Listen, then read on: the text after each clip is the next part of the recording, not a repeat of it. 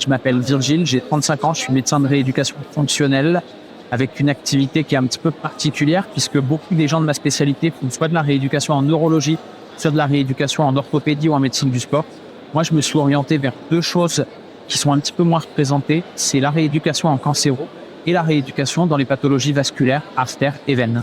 Alors, pour une congestion pelvienne, mon rôle, ça va être de diagnostiquer et de prendre en charge en proposant un plan de rééducation de toutes ces complications musculo-squelettiques liées à la congestion pelvienne qui a duré. Le problème de la congestion pelvienne, un des problèmes, c'est sa durée d'errance. C'est une maladie qui est encore mal connue, qui a encore du mal à être diagnostiquée.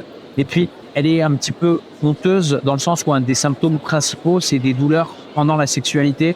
C'est des symptômes pelvipérinéaux de la femme.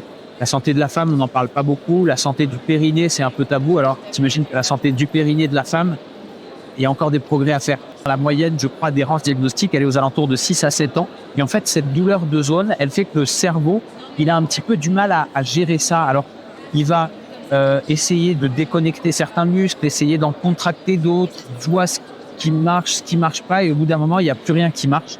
Et en fait, les patientes, elles vont avoir une sangle abdominale qui est souvent très démusclée, des muscles dorsaux qui se retrouvent à bosser pour tout le monde, et elles ont des douleurs chroniques.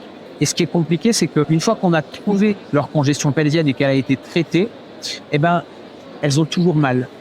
Elles ont pas mal à cause de la congestion qui est traitée, mais elles ont mal à cause des complications ou des conséquences plutôt musculo-squelettiques. Et mon job là-dedans, c'est de diagnostiquer avec un examen clinique précis si c'est plutôt un problème abdominal, dorsal, périnéal, et de proposer la rééducation qui va bien pour que les dames elles retrouvent plus de fonctionnalité au quotidien, moins de douleur, plus de qualité de vie.